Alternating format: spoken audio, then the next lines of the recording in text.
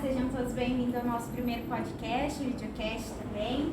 Eu sou a Maria Gabriela, aluna da segunda série aqui do ensino médio do Colégio Ressurreição Santa Maria.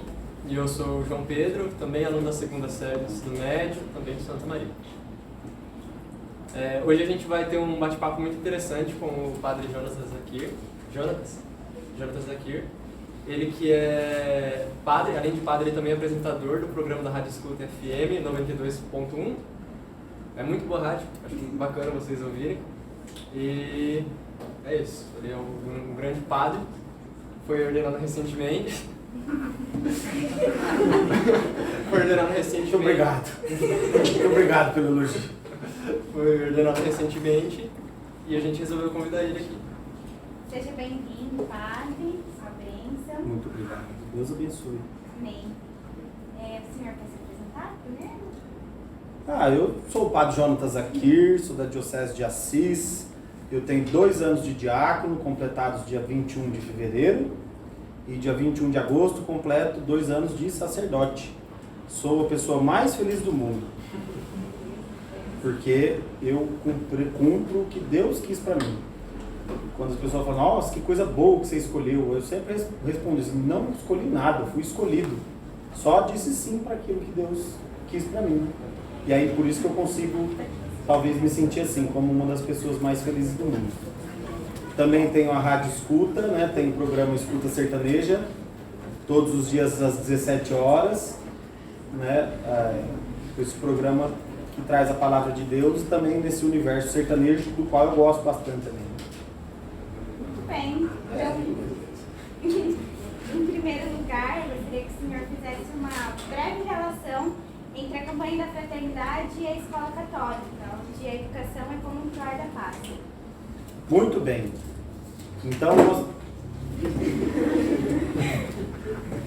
Então, vou começar falando e daqui 2 horas a gente termina, né? Porque, olha a perguntinha light, né? Vou fazer uma relação entre a escola católica. Então, nos idos de 1552...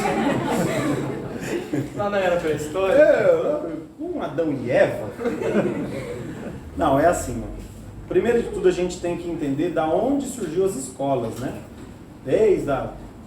Desde sempre, da Idade Antiga, o ensino metodizado, como a gente conhece hoje, de escola, de alunos e professores, etc., aconteceu muito por responsabilidade da igreja, inclusive, né? A igreja que metodizou isso, vamos dizer, fomentou, permitiu que isso acontecesse. Tanto que esse prédio que estamos aqui, do Colégio Santa Maria, o prédio do seminário São José, onde os meninos moram ali, eram escolas de internato, de regime de internato, onde, quando não tinha outra opção, os pais mandavam as filhas e os filhos, homens e mulheres, para morar e estudar nesse lugar. E ter uma educação de qualidade ali. Então já começa daí. A igreja já tem um papel na educação muito antigo, né? Já uma responsabilidade muito forte. E esse ano, a campanha da fraternidade, nós vamos falar um pouco mais sobre campanha da fraternidade, né, mais no fim, né, do roteiro aí, mas já adiantando, que é um momento, como a própria palavra já diz, né, eu gosto muito das palavras, né, como diz um sábio personagem das histórias que vocês, muitos devem gostar, Alvus, Percival, não sei o que lá, Dumbledore. Palavras são, na minha não mais humilde opinião, fonte de não sei o que ele fala, né? Vocês lembram, né? Quando tá lá o hominho lá morto embaixo do banco, vocês lembram disso aí, né? Eu não lembro direito, mas eu gosto muito dessa frase dele, né? As palavras, agora de fato, claro que isso aí é uma fala do personagem, mas quem escreveu foi a escritora, né? Quem diz essa frase é a escritora. E as palavras nos dizem muita coisa. Quando a gente estuda o grego, o latim, as línguas mais antigas, a gente entende por que a gente fala as palavras. Por que tem os radicais, por que tem os apostos, vocativos, etc. E o que isso nos quer dizer, né? O que as palavras querem dizer e por quê, quais são as raízes das coisas. Então, a própria palavra campanha já quer dizer isso, né? Uma campanha, um momento específico, um tempo específico para promover alguma coisa diferente. Então, tem campanha eleitoral, que é para a pessoa ser eleita ou não, tem campanha para recolher alimentos, tem campanha de guerra, para um país ganhar a guerra do outro, e por aí vai, né?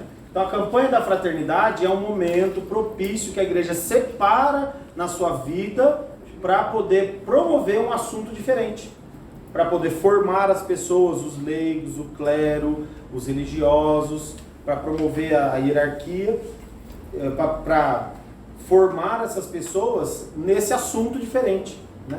Então, esse ano a campanha da fraternidade é a respeito da educação, para trazer informações do que a igreja pensa, do que a igreja fala, do que a igreja patrocina no sentido de não de dinheiro, mas patrocina no sentido de intelecto mesmo, né? De motivação a respeito da educação, né? Então, relacionando educação com fraternidade com a igreja tem um olhar muito carinhoso pela educação. Hoje, com a pastoral da educação, também pela escola pública, sobretudo, porque ela veio dar lugar para a educação católica no sentido antigo, não hoje. Hoje as escolas católicas são um jeito, uma maneira que a igreja tem de continuar perpetuando isso que ela veio desde os tempos áureos, desde os tempos da Idade Média, contribuindo com o mundo, né? Lá da Europa, antes do Brasil ser descoberto, né? Até quando a gente nem pensava em existir como sociedade como hoje, as pessoas iam daqui para a Europa para estudar, né? Nas escolas católicas. Então, é essa relação que a campanha da fraternidade vem trazer para nós. Motivar, fomentar o pensamento, a oração, a reflexão, a conversa a respeito desse assunto. Esse ano é sobre educação, mas tem ano que é sobre a saúde, sobre violência, e sobre o meio ambiente, e por aí vai. O lema da nossa campanha esse ano é Fala com sabedoria e ensina com amor, né? E como o senhor disse, que a campanha ela é feita para as pessoas acharem a sua vocação, entre aspas, para a igreja conduzir as pessoas. E acho que, seguindo essa pauta, a gente queria fazer algumas perguntas sobre a sua escolha profissional de ser um sacerdote e o seu processo de discernimento, desde que você começou a querer ser um padre até os dias de hoje. A primeira pergunta que a gente tem para o senhor em que momento da sua vida o senhor discerniu que queria fazer o que você faz hoje? Em que momento, sei lá, da escola, por exemplo, você falou, pô, sacerdócio é legal, né? Aí você foi para essa parte. Primeiro de tudo, vou fazer só uma correção nessa sua fala, né? Minha escolha profissional. O sacerdócio, né, o presbiterato, né, o ministério que a gente abraça de padre, não é uma escolha profissional. Porque apesar de até ter lá no Ministério do Trabalho uma ocupação de religioso, o religioso, o sacerdote, ele é uma escolha de vida. É um estado de vida, não é uma profissão. Então ninguém deve decidir ser padre para trabalhar no sentido de profissão. Até porque padre, por exemplo, não aposenta. Não aposenta. Ele pode aposentar se quiser e se precisar. Mas ele é padre até o fim da vida, né? Diferente de um médico, de um motorista, de um professor, que chega no momento da vida, ele aposenta e para de exercer aquilo lá. Não que ele vai deixar de conhecer, de saber o que é medicina, de saber o que é a matéria que ele lecionava, mas ele deixa de exercer aquilo. O sacerdote não deixa de ser padre nunca. Eu sou sacerdote 24 horas da minha vida, para sempre, né? Então, é um estado de vida, é uma vocação, é diferente de uma profissão, é um pouco mais amplo, né? E eu decidi um pouco tardiamente, né? Não foi na escola, né? Eu sou formado em administração, fiz duas pós-graduações também, depois da faculdade. Eu lecionei, eu fui professor por 3 anos, dei aula, eu sei o que é estar aqui sentado nessa mesa, aguentar esses anjinhos queridos, né? Santinhos, olha só, quantas auréolas voando por aí. Esse ventinho. Sinto o vento das asas. Vai, tá gravando.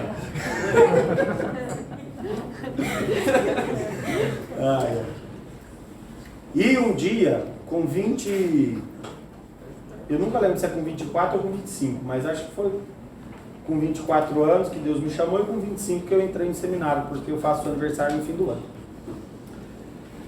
Eu contemplei a humanidade de um padre. Foi como se Deus fizesse assim, ó. Eu quero que você seja padre. Assim. Assim. Foi assim. A primeira coisa que eu fiz foi começar a brigar com Deus na hora. Você tá ficando louco? Falei, eu já olhei pra cima de Moá. Falei, Deus quer que eu seja padre. Foi desse jeito que eu senti. Aí minha língua começou a formigar, minhas pernas balangar, minha vista escurecer, me deu um troço, falei, não é possível, não. Eu tava acabando minha segunda pós, tava encaminhado na vida, tinha 1000 outros planos, mas Deus falou, não, eu quero que você seja padre. Depois, é claro, eu costumo dizer que isso foi um grito de Deus, né?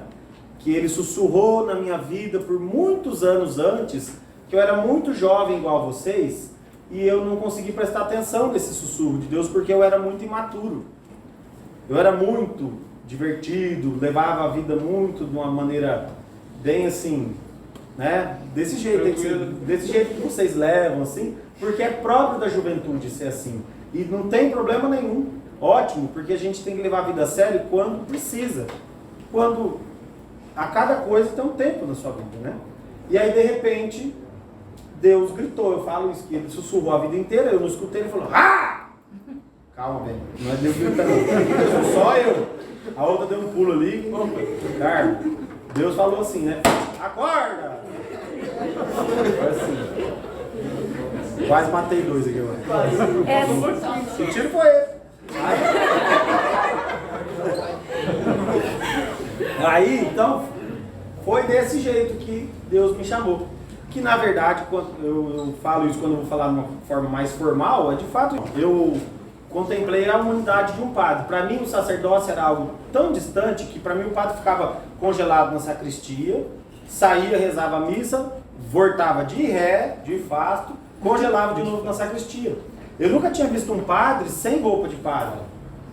Para mim era uma realidade muito diferente, muito distante. E quando eu vi que de fato a minha humanidade cabia a divindade do sacerdócio dentro, aí Deus, foi assim que Deus me chamou.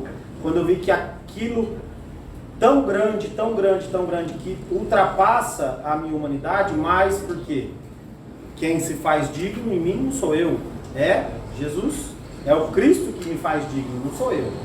E aí eu falei, não, então Deus de fato quer que eu seja padre. Isso foi em 2011. Aí em 2012 eu entrei no seminário, e aí cumpri todas as fases e fui ordenado em 2020, bem no meio da pandemia. Padre pandêmico. Padre pandêmico. Aproveitando o que o senhor contou um pouco da sua história, se o senhor tiver alguma dica para dar para os jovens que têm interesse em seguir o sacerdócio também? Olha, eu tenho uma dica.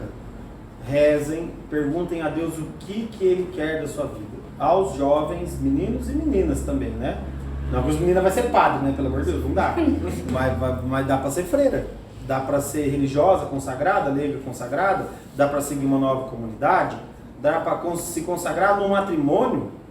Né? Dá para ser leiga consagrada e leigo consagrado casado. Tem várias comunidades de vida, né? Como a Canção Nova, como aqui na nossa diocese, a Comunidade Sagrada Família, a Comunidade de Pietá, a Comunidade de Aliança e Restauração. Tem várias comunidades de vida que a pessoa pode ser leiga e leiga consagrado. Vive numa vida de oração e de serviço à comunidade, como as religiosas e religiosos. Né? É uma nova modalidade que tem alguns anos de vida na nossa igreja. Né? Então, assim, rezem, perguntem para Deus o que Ele quer da sua vida. E não só para quem quer seguir a vida religiosa, mas vocacional também, no sentido de profissão. Vocês estão aí num tempo já propício para decidir, né? O que é que eu vou fazer da vida? E vamos dizer bem, que crueldade, né? Com 15, 16, 17 anos tem que decidir o que você vai fazer para o resto da vida. terço dessa vida. Isso divulga os outros é 2 terços. muito cruel, né? A não ser que você tenha uma certeza muito grande no coração, não, eu quero ser tratador de zoológico, catar cocô de elefante o resto da vida. Boa, né? E se morrer os elefantes, como é que faz? Aí... Cata de rinoceronte, né? Ah, viu? Tá vendo? É só procurar o... Sai dessa. E por aí vai. E o importante é isso, não se pautar. Claro, precisa viver bem, né? A gente mora num país que precisa viver bem. E escolher alguma coisa que você goste de fazer. Não fazer o que gosta só, porque isso aí chama férias. Né? Mas gostar do que faz é diferente uma coisa da outra. Né? É muito utópico, né? Vocês sabem o que é utópico, né? Uma coisa muito ideal, muito acima do pensamento. Achar que você vai achar uma profissão e fazer só o que gosta o resto da vida. Você chama férias, é diferente. Aí, você tem que gostar do que faz, amar a sua profissão, a sua vocação, porque daí sim você vai ser feliz, ter uma vida boa. O senhor já teve algum momento da sua vocação, do seu discernimento, que o senhor se viu perdido, se viu frustrado, se viu em crise alguma vez? Hoje?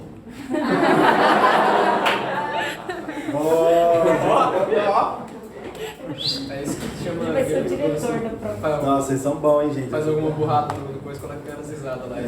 Parece assim que se grava. No programa é assim, É? é o caco, eu aperto o caco, vai sair uma faltou, risada lá. gente. Falta ver... Não, mas tem aqui, gente. Tem gente. A gente faz um sinalzinho assim. Vai lá, Liminha. Sabe o que é Liminha? Não, vocês não assistem TV. Ah, não é da Biduca. Liminha é o contra-regra do Silvio Santos. Olha, a crise é inerente ao ser humano. Falei difícil? Um tanto quanto. Inerente quer dizer que você é o ser humano, já vai ter crise. Isso é natural. Então, gente, a gente tem crise, não é porque a pessoa é padre, é freira, é casado, não interessa. Todo mundo tem crise. Claro que eu já tive, várias vezes. No seminário. No seminário tem, a gente chama crise de arrumar mala. Você tá lá, você arruma a mala, liga pro pai, vem me buscar. Aí daí depois você liga e fala, não precisa vir mais não. É a crise de arrumar mala. Mas a gente tem de vez em quando, é normal, isso aí é da nossa vida. E eu vou dizer uma coisa para quem quer ser matrimoniado, quem quer casar. Porque quem quer ser casado, né? Que todo mundo devia escutar isso aí e pouca gente fala. Não é porque você vai se casar com alguém que você nunca mais vai se apaixonar por outra pessoa na vida. Cuidado, cuidado. Viu, filha da garrafa azul? Presta atenção, que depois você vai se apaixonar por outra pessoa, aí vai dar B.O., vai sobrar pro padre consertar o seio. Padre, ele me largou, né? Eu sei como é que funciona. Fica aí um TTT lá com a outra da garrafa azul lá, ó. Não presta atenção no padre. Tá vendo? Então não é porque você vai ser casado ou casada que nunca mais você vai se apaixonar na vida. Porque a paixão, ela vem, é natural. Tem muita gente apaixonável por aí. Só que o que a gente faz com a paixão quando ela vem? Nada. Por quê? Você espera passar. Porque quando você não faz nada, ela vaza.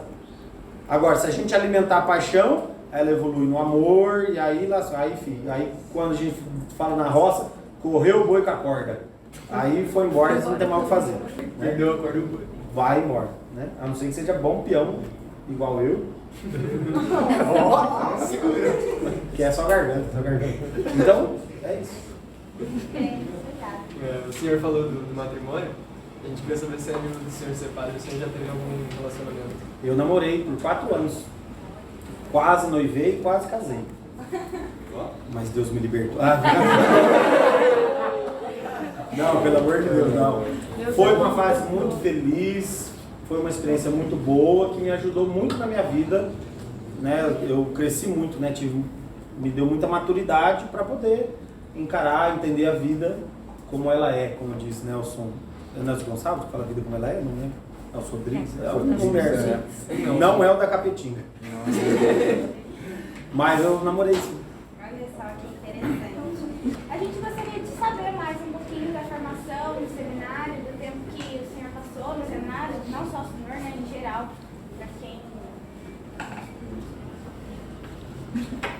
Ó, são 4 fases da formação seminarística, né? Formação sacerdotal. A primeira delas é o seminário menor, para quem ainda não terminou o colegial, o ensino médio, né? Que é o primeiro, segundo, terceiro ano do ensino médio pode se fazer nas dioceses em que tem essa modalidade. Na nossa diocese de Assis tem. Nós temos um seminarista, que é o João Vitor. Depois é o propedêutico, que propedêutico quer dizer ensino básico, né? Que é um ano ou 2 ou mais, depende da realidade do candidato, mas geralmente 1 ano, que o seminarista tem para conhecer mais a igreja, mais os padres, estar mais próximo do bispo, para poder depois ir para o seminário maior.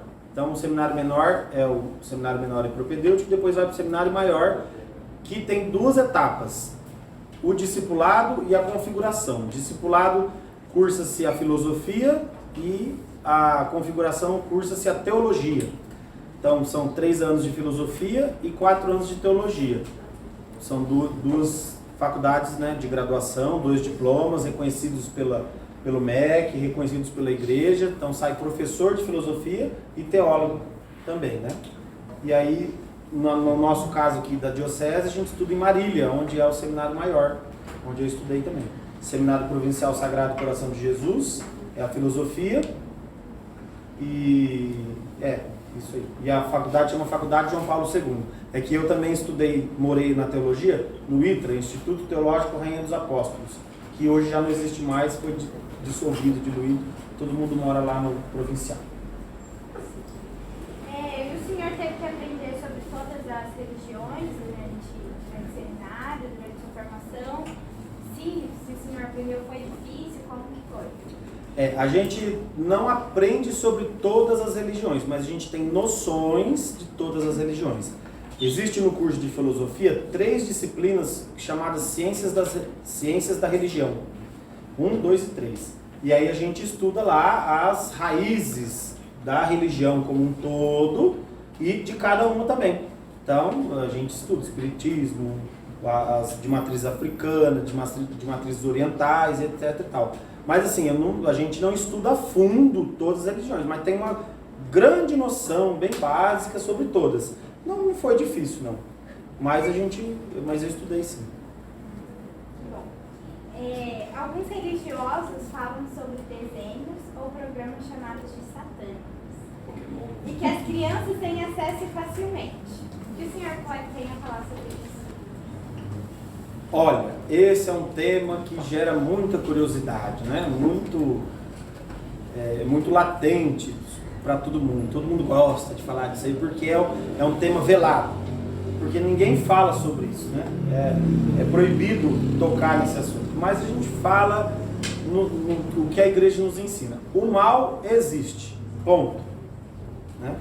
Existem tipos de mal, existem graduações de mal, existe possessão demoníaca, existe infestação demoníaca, existe influência maligna, existe. Eu não estudei, não sei, não tenho cabedal intelectual para falar nada a respeito de algum desenho específico que seja satânico, que vá influenciar as crianças a fazerem o mal especificamente. O que eu sei é da parte mais terapêutica, mais psíquica, que existem certas cores, sons, movimentos, existem certas coisas que influenciam o inconsciente das pessoas a tomarem certas atitudes, principalmente de crianças. Por quê? A criança, ela tem um inconsciente muito aflorado. Por isso que a gente não conhece, não lembra de muita coisa quando a gente era criança. É mais ou menos assim. Quando a gente está na infância, primeira e segunda infância, é quase todo inconsciente. Quando a gente está na fase que vocês estão agora, é meio a meio. Meio inconsciente, meio consciente. Quando a gente amadurece na vida adulta, né, 18 anos, 20 anos, hoje se fala até em adolescência tardia, 25 anos, 24 anos, né? Aí a gente é totalmente consciente. Por isso que não se pode, em alguns países, algumas leis, imputar ao menor de idade um crime. Porque, teoricamente, ele não sabe 100% o que ele está fazendo. um pouco de coisa é inconsciente, né? Então, a criança está com o inconsciente muito aflorado, ela é muito influenciável. Então, alguns desenhos, tipos de desenhos, podem influenciar a criança a fazer coisas ruins, né? Como eu sei que tinha um tempo atrás na internet, até algumas coisas, alguns jogos, né? Influenciando a criança jovem a suicídio, a homicídio, a usar drogas, isso aí é perigoso. Agora, se é satânico, né? É satânico à medida de que influencia a fazer o mal. Agora, se foi o Satanás que mandou fazer, aí já é outros 500, né? Talvez o Satanás da pessoa que fez aquilo lá, né? Porque tá cheio de Satanás solto aí, né? Aproveitando o gancho que a gente fez com os programas satânicos e tudo mais. Eu não fiz gancho com ninguém de Satanás, não. Sai fora, meu! Enfim. É um fã. O senhor já teve alguma experiência sobrenatural? Já? Tô aqui? Pronto. Não, ótima resposta. Não. O que você quer dizer com experiência sobrenatural? Seja mais claro. Te peguei, né? Eu não tenho ideia. Uai, você fez a pergunta, o que você quer dizer? Não, eu acho que... Uma experiência que uma experiência... Uma experiência divina, uma experiência que você sentiu diretamente a presença de Todos os dias. Ter visto alguma coisa, eu acho. Se você viu alguma coisa sobrenatural, presenciar, assim, não sei explicar. Um patrono? Quase isso. Vocês já viram que eu gosto de Harry Potter, né? Quem que gosta de Harry Potter? É legal, né? Eu li todos os livros em inglês. É porque quando eu comecei a ler não tinha ainda, não estava saindo, né? Aí saía na Inglaterra, meu primo mandava pra mim, eu em 3 dias já engolhava. Legal. E não é Leviosa, não é Leviosa, é Leviosa. Viu? Olha, eu já senti a presença de Deus, eu já senti que Deus falou, que Deus inspirou, eu já vi muitas coincidências, assim, que era muito forte para ser coincidência, né? Agora, assim, de alguém falar comigo, alguém de eu ver coisa, ouvir vozes, isso aí chama esquizofrenia. Isso não é coisa sobrenatural. Você tem CID. Sabe o que é CID? Código Internacional de Doença. Depende. Não, é lógico. Eu tô brincando, né? Tô falando isso brincando, mas a igreja leva muito, muito a sério isso aí, né? Existe a possessão demoníaca, mas é muito rara. Tanto que um padre só pode fazer exorcismo com uma autorização do bispo, com um laudo médico esgotando todas as possibilidades daquela pessoa ser doente, né? Doente fisicamente dizendo, né? Ou mentalmente. Aí sim, então, a doença é espiritual, aí sim, então, vamos tratar a parte espiritual. Então, a igreja é muito séria a ponto disso. Por isso que a gente não vê padre fazendo show de exorcismo ou dando esses showzinhos. Vocês estão entendendo do que eu estou falando dos showzinhos, né? É que eu não posso ser muito explícito. Sim. Mas a igreja é muito séria a respeito disso. Por que a igreja é séria a respeito disso? Será que é possessão? Eu não vou expulsar ninguém, não. Por que a igreja é séria a respeito disso? Porque é algo muito sério. Porque é algo muito grave, né? Eu trouxe 2 para me ajudar. Caso seja necessário, alguém apareça! queira manifestar. Aquele homem ali que tá mexendo no estúdio ali, ó. Eu tenho suspeitas daquele homem. Ali eu tenho outra solução. Mas se o senhor falou do exorcismo, como que funciona para poder fazer um exercício? Você tá precisando? Não, tipo, o que o padre tem que aprender para poder realizar um exorcismo? É uma Existe? formação. Tem um curso de exorcista, tem... Primeiro de tudo, quem é o exorcista cada diocese tem que ter um exorcista. Quem é o exorcista da diocese? O bispo. esses obispos? Não, Ah, tá. de toda a diocese, qualquer diocese. É o bispo da sua diocese. Quem tem a autoridade para expulsar demônio da diocese é o bispo. Ele pode indicar um padre. Algumas manifestações. Vamos parar de falar sobre esse assunto? Pula. Próximo.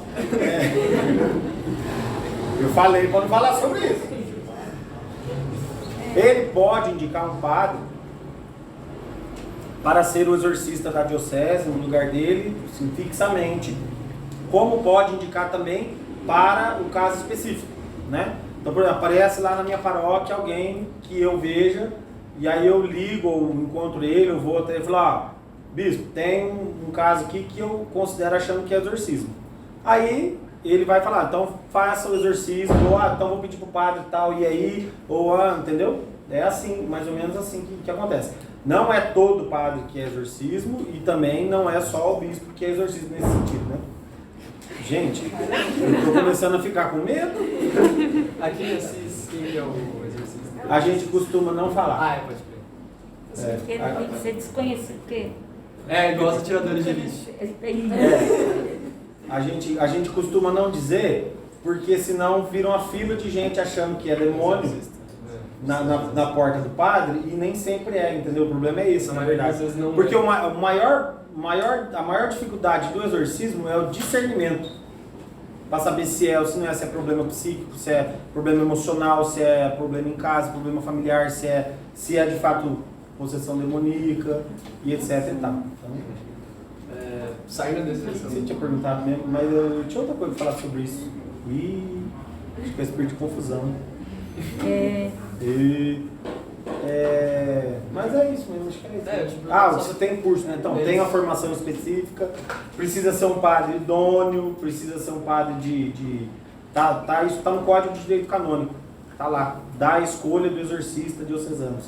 Quem quiser, tá em PDF, quem quiser olhar aí pode olhar. Todos aqueles símbolos que a gente vê nos filmes, né? O padre exorcista com a cruz e a água benta e o sal, isso faz parte do ritual? Faz. O nome disso aí são sacramentais, porque o exorcismo mesmo é um sacramental. A igreja tem 7 sacramentos e alguns sacramentais, por exemplo, o ritual de Ezequias, bênção da água benta, o exorcismo, o que mais? As bênçãos, bênçãos, bodas, né? Celebração de bodas, as bênçãos de bodas, renovação de votos, tudo isso aí a gente chama de sacramentais.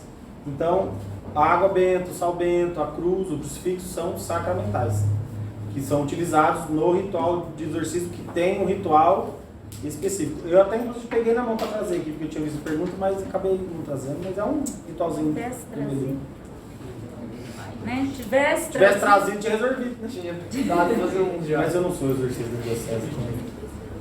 Mesmo que fosse não falando que é. Sei. Não tô suspeito. Pula. Saindo do ramo do exorcismo, né? Depois dessas manifestações que nós digamos sobrenaturais, eu acho melhor sair. A gente queria saber qual que é a hierarquia na igreja, a hierarquia certinha na igreja. E além disso, se os sacerdotes recebem uma remuneração por exercer a função de sacerdote. Primeira, a mais fácil, que é da remuneração, sim, a gente recebe, chama côngrua canônica, né? Não é salário, é côngrua canônica, que é pautado no salário mínimo, a gente recebe de acordo com o ofício, né? Então, se o padre é pároco, que é o responsável pela paróquia, ele recebe da paróquia. Se ele é reitor do seminário, ele recebe do seminário. Se ele é reitor da universidade, então... Os padres que são de congregação recebem também? Recebem, mas aí é diferente.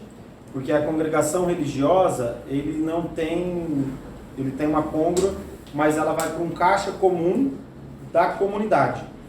Porque padre religioso vive em comunidade, sempre. Não existe padre religioso que mora sozinho numa casa.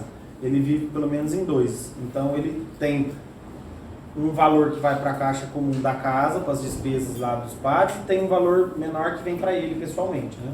Porque padre tem que cortar o cabelo, tem que comprar roupa, tem que comprar remédio. Padre também é gente, né? A gente às vezes vai em aniversário, tem que comprar presentinho pra criancinha, né? Aquelas coisas legais, né? Ai, meu Deus, chega, adoro criança dos outros. E então sim, então por causa disso. Hierarquia da igreja. O sacramento da ordem, ela tem 3 graus: diaconia, presbiterato e episcopado. Diácono, padre e bispo. Diaconia quer dizer servidor, em grego. Presbítero quer dizer ancião, em grego. Episcopo quer dizer aquele que fala do alto, que se manifesta do alto, que é o bispo. Então, diácono, padre e bispo. Esses são os graus da ordem, né? Agora, todo o resto a partir disso são cargos. Por exemplo, o Papa. O Papa é um cargo. Ele é um cargo. Ele é um bispo, né? Como o nosso bispo, Dom Argemiro, mas que ocupa um cargo que é o bispo de Roma, portanto o Papa, né? O Papa da Igreja. Aí, o cardeal é um bispo, o arcebispo também é um bispo, e por aí vai. Então, eu vou começar dos bispos e depois vou para os padres. O que é o arcebispo? A igreja ela é dividida em províncias eclesiásticas. Então tem a jurisdição da igreja, a capela do Colégio Santa Maria, que está dentro de uma paróquia, Catedral de Assis, né? Paróquia Sagrado Coração de Jesus e São Francisco de Assis, que está dentro de uma diocese de Assis, que está dentro de uma província eclesiástica de Botucatu, que é a Arquidiocese de Botucatu, o Arcebispado de Botucatu, que compreende de Botucatu até Araçatuba, toda essa parte do estado de São Paulo, que está dentro de um regional da CNBB, que é o Sul 1, estado de São Paulo, que está dentro cujo cardeal desse regional Sul 1 é o cardeal Dom Odilo Pedro Scherer. Então, quando alguém perguntar quem é o seu cardeal, é o cardeal Scherer, que está dentro do CELAM, que é a Conferência Episcopal Latino-Americana, que está dentro da Igreja de Roma, que é todo mundo, o mundo inteiro. Isso tudo é do rito latino, porque a igreja tem 24 ritos. Do rito romano, daquele missal que a gente reza, na verdade, a paz é justa e necessária. Porque a igreja tem outros 24 ritos, dos quais, aliás, tem outros 23 ritos, dos quais o maior deles é o maronita, que é o mais conhecido. Lá na Canção Nova tem missa maronita, acho que todo dia, ou pelo menos todo domingo tem, que é o rito do Líbano. E eu sou descendente de libaneses. É um rito que é em siríaco, é rezado em siríaco, uma língua que parece o árabe, inclusive, né? É cantado, é diferente, tem uns chocalim, tem uns incensos, é mais solene, o padre tem uma cruz na mão, faz a consagração com a cruz, com o crucifixo, é um pouco diferente. São os ritos latinos. Os cristãos coptas, os maranitas que eu já falei, tem o greco-melquita, tem os ucranianos, tem um monte de ritos lá, que tem os seus bispos, os seus patriarcas, que também são ligados ao Papa Francisco. Diferente da Igreja Ortodoxa. O Papa Francisco é sucessor de Pedro. Os patriarcas da Igreja Ortodoxa são sucessores de André, que era irmão de Pedro. André encontrou primeiro Jesus. E ele que apresentou Pedro a Jesus. Né? Então, é assim.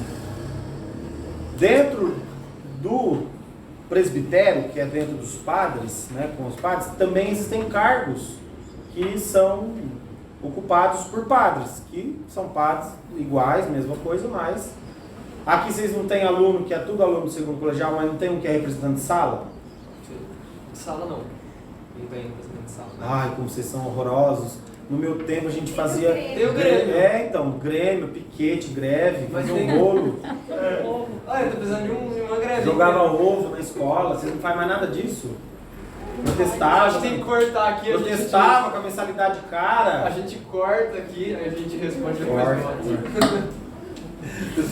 Vamos parar, depois a gente... A gente pausa. Tô falando, o bispo vai mandar eu embora também. ó. Então. A escola é da igreja, põe mais água, padre. Nossa, tô ficando bêbado com essa água já. Então, assim, dentre os padres também tem os cargos. Então, na diocese, por exemplo, tem o padre que é o coordenador diocesano de pastoral, que coordena todos os outros padres e a pastoral da diocese inteira.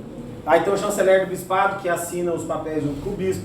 Tem o ecônomo da diocese, que é quem assina o cheque junto com o bispo e orienta a parte financeira da diocese. Que a igreja é uma empresa muito bem estruturada, tem muita coisa, inclusive é a empresa mais antiga que existe ainda em atuação, né? Mais de 2000 anos aí, firme e forte, sem quebrar. Mas estamos... Tivemos períodos difíceis. Mas crise, né? Explicadinho. Normal, não, estamos firme e forte, graças a Deus. Então, assim, literalmente, graças a Deus. Aí, então tem esses cargos, né? Entre os padres, que acho que são... Aí tem cônego, monsenhor... O que mais? Tá faltando mais um, não tem? Isso chama o cabido conegal. Cabido. Que são... Na nossa diocese a gente não tem ninguém agora, porque já faleceu o nosso último, que era o Monsenhor Floriano. E depois disso o Papa Francisco deixou mais rígidas as regras para se conceder esses títulos. Isso são títulos, né? Monsenhor, cônego, tinha mais um, não lembro. Mas acho que isso. Por que se concede esse título a um padre? Por ter feito coisas nobres, por tempo de sacerdócio. Então tem as suas regras lá, né? Assim como, por exemplo, para eleger um bispo. Um bispo, para ser eleito, ele precisa ter um mínimo de idade, um mínimo de tempo de padre, ter que ter ocupado alguns cargos, ter coisas específicas para se estudar, ter estudado. Então não é assim, qualquer pessoa vai lá, qualquer padre sendo bispo. Tem alguns requisitos, né? E claro, sempre o protagonista dessa história toda é o Espírito Santo, né? Deus que escolhe sempre. O senhor pode diferenciar a religião da seita? Estou até tomando fôlego. Como eu disse a respeito das palavras, né? A própria palavra já nos ajuda. Religião quer dizer, né, vem do latim religare, religar. O conceito cristão de religião, né, que é o que nos importa mais, né, vamos dizer assim, é o conceito de religar a relação que o homem tinha com Deus, que foi quebrada pelo pecado original. Pela nossa condição humana mesmo, que a gente faz muita força para brigar com Deus, né? Resumindo. E então a religião serve para a gente reatar essa relação com Deus. A palavra seita vem do latim secta. Por isso, por exemplo, quem vai fazer medicina, vai falar assim, não vai falar, vamos cortar a barriga da pessoa. Vai falar, vamos fazer uma secção, que é fazer um corte. A barriga da pessoa. Mas você não vai falar assim na mesa, né? Me dá aqui o bisturi, me dá aqui essa faca que eu vou cortar a barriga da pessoa. Passar a faca no bucho, né? Vamos fazer uma secção abdominal. Exatamente, execo.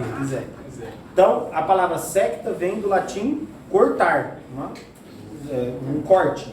E seita é exatamente isso, um corte na religião. Então, a religião ela é uma coisa estruturada, mais ampla, mais organizada, com regras mais específicas. A seita é alguém que não curtiu essa religião, mas acredita nas mesmas coisas e então separa, sai, corta a relação com essa religião organizada hierarquicamente e pega para si seguidores. Então, por isso que a seita não segue, no conceito cristão, né, claro, não segue uma estrutura, não segue uma religião, segue um líder, segue uma pessoa, mesmo que esse líder tenha morrido. Partindo então desse tema que a gente falou sobre religião, Gostaria de saber se tem como um padre, já com sua formação completa, já exercendo o sacerdócio, pode simplesmente mudar de religião, se vai sofrer alguma consequência por mudar de religião. Existem 3 sacramentos na igreja que conferem uma marca indelével na alma, mudam o ser da pessoa: o batismo, o crisma e a ordenação. Quando a pessoa é batizada, mesmo que ela morra no paraíso, na vida eterna, ela vai estar batizada. Quando ela é crismada, também. Quando ela é ordenada diácono, padre, bispo, também. Quando ela casa, não. Porque o casamento, o matrimônio, é um sacramento até que a morte os separe. Então, quando morre um dos cônjuges, o sacramento deixa de existir, né? Então, ninguém tira a ordenação. Quando o bispo impõe a mão na cabeça do ordenando, do sacerdote, aquilo confere uma marca na alma da pessoa que não muda nem com a morte. Então, o padre que deixa o ministério, que deixa de exercer, de rezar missa, de atender confissão, de cuidar de uma paróquia ou de fazer parte de uma diocese, ele pode deixar de exercer o ministério, mas ele não deixa de ser padre, inevitavelmente. Agora, a sua pergunta é se ele pode deixar de ser católico. Pode. Existem padres que deixam o ministério. Para a igreja eles não vão deixar de ser padres, mas eles são, a palavra é, reduzidos ao estado laical. Então, eles vão deixar, então, não podem mais rezar missas, nem públicas, nem particulares, nem só para ele. Há padres até que casam, inclusive na igreja, conseguem a licença. Só que é um processo, né? Processo canônico, vai para o Vaticano, o Papa tem que assinar também, volta e vem. A igreja é muito séria, a igreja leva muito a sério as suas coisas, então é bem complexo, vamos dizer assim, né? E sério, bem consistente, um processo consistente. Mas sim, pode, existem padres que mudam de religião, que deixam o ministério, que se casam, né? A próxima pergunta era sobre isso, sobre o processo para o padre deixar de ser padre e se tornar um leigo. Ele pede para o Papa, pede para o bispo manda para o Papa libera ele para o estado laical. Né? É assim. O senhor disse sobre o casamento, que até a morte que você separe. Eu ouvi uma homilia não, eu vi um comentário de um padre uma vez, que o amor que você sente pelo seu cônjuge, não vou falar o nome do padre, porque se eu estiver errado é meio... Né? Mas ele disse que o amor que você sente pelo seu cônjuge faz parte do amor de Deus também. E o amor de Deus é infinito. Nunca vai acabar pela humanidade. Então, seria mesmo até que a morte você separe, porque tipo, mesmo morrendo, o amor de Deus iria continuar. E, consequentemente, você ia continuar meio que casado com essa pessoa. Algo do tipo. Olha, querido, se você quer casar com o Espírito, você fica à vontade. Eu acho que... Não, tô brincando. Não, é assim. O sacramento, ele é até que a morte o separe. O amor de Deus é infinito. Você pode continuar amando a pessoa depois que ela morre. Porque a gente continua amando os nossos pais depois que eles morrem, os irmãos, os primos, os amigos, os conhecidos que morrem antes da gente, né? A gente continua amando. Isso aí é inevitável. Ninguém desama alguém porque morreu, né? Essa pessoa morreu, ela não deixou de existir. Ela só passou pela experiência da morte e para nós, para a nossa fé, ela continua existindo em outra dimensão, em outro plano, em outro reino, né? No reino de Deus, num estado de dormição, como diz Santo Tomás de Aquino, né? E é assim, é até perigoso dizer isso, porque é um conceito filosófico muito difícil de se compreender. Mas, no reino de Deus, nós não vamos nos conhecer como nos conhecemos aqui.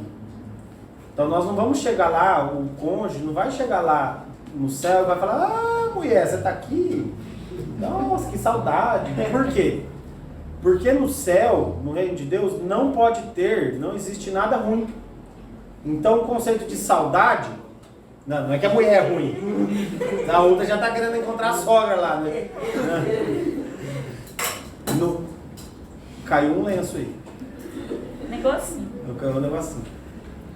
Não é, falou da sogra, já começou a cair o mundo aí. Estou ficando suspeito. Não é que no reino de Deus não pode existir coisa ruim, então não pode existir saudade, mágoa, raiva, não pode existir essas coisas negativas. Então, todo mundo vai se ver lá como irmãos, como fraternos, todos como um só, como iguais. Então, lá não vai existir essas diferenças. Então, é perigoso. A gente fica nessa esperança de encontrar a pessoa. Nós vamos encontrar a pessoa. Mas aí que a gente precisa se consolar nesse sentido, que no céu nada mais importa, nem essas relações. Nem essas relações que a gente tem. Por isso, então, vamos aproveitar agora. Experimentar a centelha do amor divino no matrimônio. Nas relações pais e filhos, nas relações amigos, nas relações irmãos, comunidade e etc. Aí sim. Né? Mas, aí você conversa com esse padre depois. Né?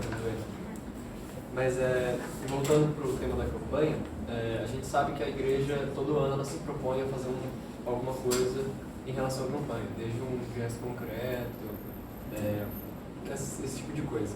E a escola, por exemplo, esse ano ela está arrecadando material escolar para doar para instituições carentes, para pessoas que não têm condição de comprar material para aprender. O que a igreja geralmente faz em relação a tanto quanto campanha, outros tipos de campanha incentivando ou arrecadação de algum gesto, fazer algum gesto concreto? A igreja sempre motiva as comunidades, as paróquias, as igrejas, né, as comunidades, a fazer ações concretas em torno do tema, né? Então, quando é saúde, quando é meio ambiente e tal. Esse ano, educação, a igreja está orientando as paróquias, as comunidades a estar mais nas escolas, a mostrar a cara, a rezar com os alunos, a mostrar a espiritualidade para os professores, a cobrar, né, o poder público, a dar essa estrutura, esse apoio. Porque, na verdade, não é mais o papel da igreja fornecer a educação no sentido... é o papel do Estado. Mas a igreja pode ajudar, apoiar. Por quê? Nós temos coroinhas, catequizandos, pessoas que frequentam as missas que estão nessas escolas, né?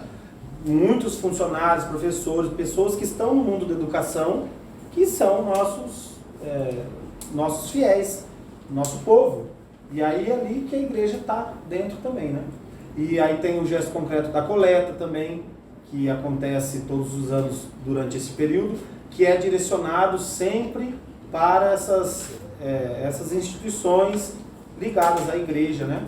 Aqui, a educação e a igreja aqui na Diocese de Assis tem uma história muito rica, né? A Casa das Crianças, a Casa das Meninas, o próprio Colégio Santa Maria.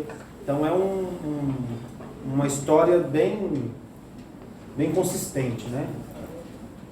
E essa arrecadação que vocês fazem, as paróquias estão fazendo, que se motive a fazer isso, que a gente possa contribuir, ser um sinal de que a nossa igreja está viva no mundo. É isso que é importante, né? Que a gente não está só estudando o tema, só rezando, mas a gente está agindo, não que só rezar seja pouco, né? Rezar é o principal, mas agir também, mostrar a cara da igreja, porque nós somos um organismo vivo, eficaz, eficiente, que está aí para todos, como um braço de polvo mesmo, né? Mergulhado em todos os lugares, a igreja está lá para mostrar sempre o rosto de Cristo, sem esquecer disso. Mostrar o rosto do Senhor Jesus, que me chamou todos nós para estarmos na igreja. Uma outra pergunta que eu pensei aqui, eu fiquei sabendo que uma fonte aí, que o senhor participa de um movimento chamado Equipe de Nossa Senhora, né? Você poderia explicar para a gente mais ou menos como que funciona esse movimento, quem pode participar desse movimento, essas coisas? Posso.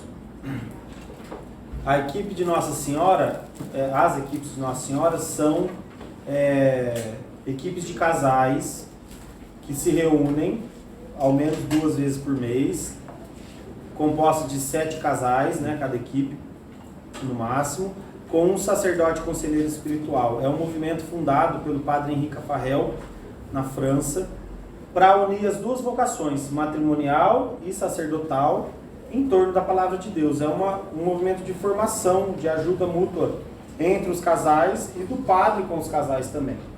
E uma coisa interessante, existe a equipe de Nossa Senhora Jovem, que é feita para jovens da idade de vocês, que também estão no caminho, né, para aprender mais. É um movimento formativo. Se a sala quiser formar uma equipe de Nossa Senhora Jovem, a gente pode.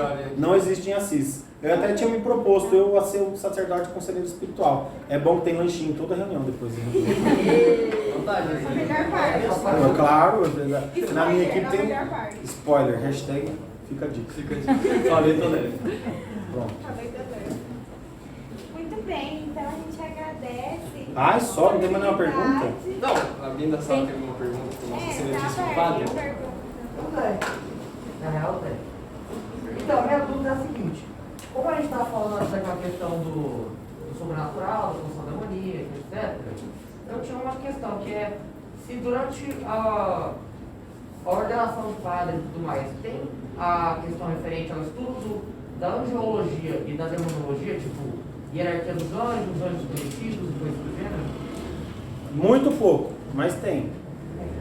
A gente tem acesso a isso sim. Sobretudo na patrística, tem uma matéria que chama patrologia, que são os primeiros padres da igreja. A gente tem sim, mas é bem raso. Mas aí assim, na verdade, como todo curso de bacharelado, né, de graduação, o leque é aberto. Tem tudo lá. Quem quer se dedica mais, quem quer se aprofunda, né? Eu fui mais pro lado da moral, da terapêutica, né? Eu gosto mais dessa parte de inconsciente, de hipnose, essas coisas. Olha no fundo dos meus olhos. Entendi porque eles estão em silêncio. É? Tudo planejado, você não sabia disso? Você não sabia? Não sabia. A gente falou, só que ele tirou da sua mente. Entendi. Cala a boca. Manipulador isso aí, muito manipulador. Mas alguém, Rafa, quer? Não? Eu quero. Pode falar. Então, padre, o que o senhor acha dos dados que dizem que a fé católica anda perdendo fiéis em comparação com a religião evangélica? Eu não acho nada, fé. Dado é dado. Uai. Não, é assim, ó. Na verdade, o que tem acontecido é que o país, né, o Brasil, é um país de matriz católica. Sempre foi colonizado pela Igreja Católica. Veio o Frei junto lá, o Frei Henrique, que rezou a primeira missa no Brasil, veio junto lá com a esquadrilha lá. Esquadrilha, fala? Nem lembro. A esquadrilha. Já tava lá. Não, já tava sentando janela lá no negócio. Esquadrilha de janela. É que padre a gente mexe com muita reforma, já ficou verdade. É verdade. Então, assim, é de matriz. Por exemplo, os cartórios. Sabia que até 100 anos atrás, até um pouco mais, 120 anos atrás, não tinha cartório de registro civil? Era tudo nas igrejas? A secretaria paroquial não chamava secretaria paroquial, sabe como chamava? Cartório paroquial. Então o registro de batismo valia como certidão de nascimento. O registro de casamento valia como certidão de casamento. Era o padre que era o cartorário, vamos dizer assim, ele que assinava lá como cartorário. Aí depois foi evoluindo, né? O cartório de registro civil. Tanto que tem gente muito velha que pede certidão de batismo, vale como certidão de nascimento até hoje. Então, a igreja contribuiu muito para a colonização do Brasil. E as pessoas que se diziam no censo católicas, na verdade, já não eram praticantes. Elas se diziam católicas para não dizer que não tinham religião. Na verdade, é isso. E aí, então, com o passar do tempo, agora elas estão aprendendo a falar que não tem religião mesmo. Católico de PGE. É isso aí. Católico morno, católico não praticante. Não existe católico não praticante. Fala, eu sou um crossfiteiro não praticante. Entendeu? Não existe. Então, católico não praticante. E aí, então, as pessoas estão aprendendo. Então, eu não vejo que seja um dado preocupante no sentido de que, na verdade, faz tempo que está assim. Né? E estamos aí. É isso. E igreja evangélica está crescendo bastante porque pulveriza muito, né? Tem muita igreja evangélica. E aí tem os blocos, né? Tem esse tipo de igreja evangélica, esse tipo.